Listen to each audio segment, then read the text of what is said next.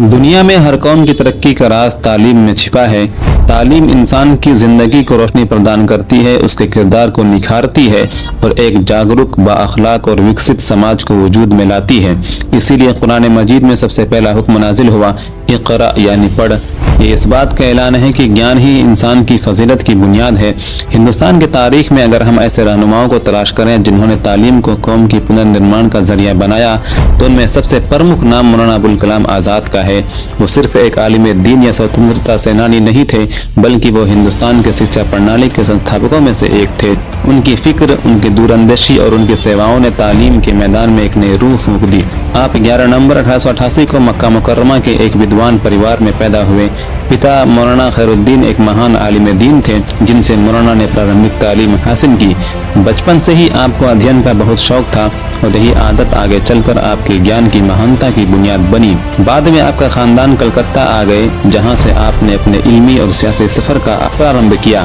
कलकत्ता में आपने लिसान-उस-सिद्क़, अल-हिलाल और अल-बलाग जैसे पत्रिकाओं के जरिए कौम में राजनीतिक जागरूकता पैदा की और स्वतंत्रता आंदोलन के फिक्र रहनुमा के तौर पर खुद को मनवाया। आप न सिर्फ मुफस्सिर कुरान, साहित्यकार, खतीब, मुफक्किर और फलसफी थे, बल्कि आज़ाद हिंदुस्तान के पहले शिक्षा मंत्री भी। जब मौलाना को आज़ाद हिंदुस्तान का पहला शिक्षा मंत्री नियुक्त किया गया, तो उन्होंने तालीम के निज़ाम को कौमी, अखलाकी और वैज्ञानिक बुनियादों पर खड़ा करने का बेड़ा उठाया। आपका मानना था कि अंग्रेजी निज़ाम तालीम ने हिंदुस्तानी जहनों में गुलामी और अलगाव परस्ती के बीज बोए थे। इसलिए आज़ाद हिंदुस्तान में शिक्षा का मकसद गुलामी के प्रभावों को खत्म करके आज़ादी, एकता को बढ़ावा देना होना चाहिए। मौलाना के शैक्षिक विचार 4 सिद्धांतों पर कायम थे: मानसिक जागरूकता, राष्ट्रीय एकता, धार्मिक सहिष्णुता और भाईचारा।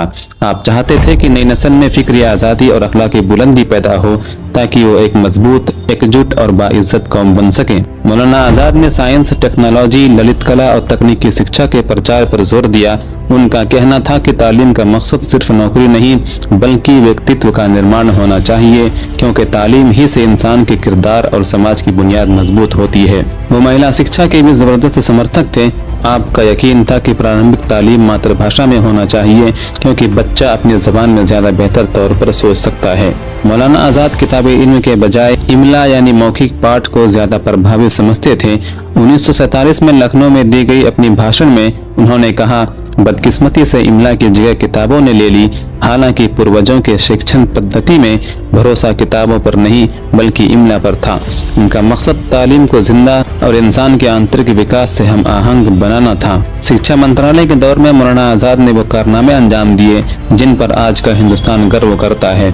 आपने यूनिवर्सिटी ग्रांट्स कमीशन UGC कायम किया, साइंस और टेक्निकल एजुकेशन को फरोग दिया, महिलाओं की शिक्षा पर जोर दिया, साहित्य अकादमी, संगीत अकादमी और ललित कला अकादमी जैसे सांस्कृतिक संस्थान कायम किए, सकाफतुल हिंद नामी अरबी सहमाही पत्रिका जारी किया, कल्चरल रिलेशन काउंसिल ICCR कायम की और इंस्टीट्यूट ऑफ टेक्नोलॉजी IIT की बुनियाद डाली। उन्होंने बालिगों की तालीम, एडल्ट एजुकेशन का योजना बनाया और तालीमी बजट में 10% वृद्धि किया। आपने तालीम के 5 बुनियादी उद्देश्य बयान किए: तमाम बच्चों के लिए बुनियादी शिक्षा, बालिगों के लिए समाजी शिक्षा, माध्यमिक और उच्च शिक्षा के मानक में बेहतरी, फनी और वैज्ञानिक तालीम की उपलब्धता और फनून लतीफ़ा और सकाफती गतिविधियों का फरोग। मौलाना आज़ाद का फ़लसफ़े तालीम अक्ल, ईमान, विज्ञान और धर्म के हसीन इम्तिजाज पर आधारित था।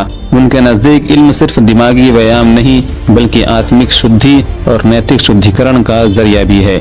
आपकी बहुमूल्य खिदमात के स्वीकृत में भारत सरकार ने 1992 में आपको मुल्क के सबसे बड़े सम्मान भारत रत्न से नवाजा। आपकी याद में हर साल 11 नवंबर को कौमी यौम तालीम, नेशनल एजुकेशन डे मनाया जाता है, ताकि नई नस्ल आपके विचारों से परिचित रहे। आपके स्थापित इदारे आज भी हिंदुस्तान के तालीमी और वैज्ञानिक सफर में रहनुमाई का काम कर रहे हैं।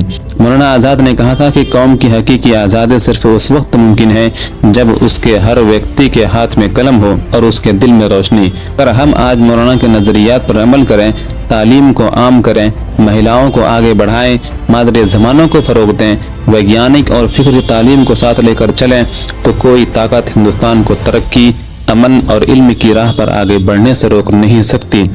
आइए हम संकल्प करें कि हम इस मर्द मुजाहिद की शिक्षाओं पर अमल करेंगे, इल्म की रोशनी फैलाएंगे और एक ऐसा हिंदुस्तान बनाएंगे जिसका ख्वाब मौलाना अबुल कलाम आज़ाद ने देखा था।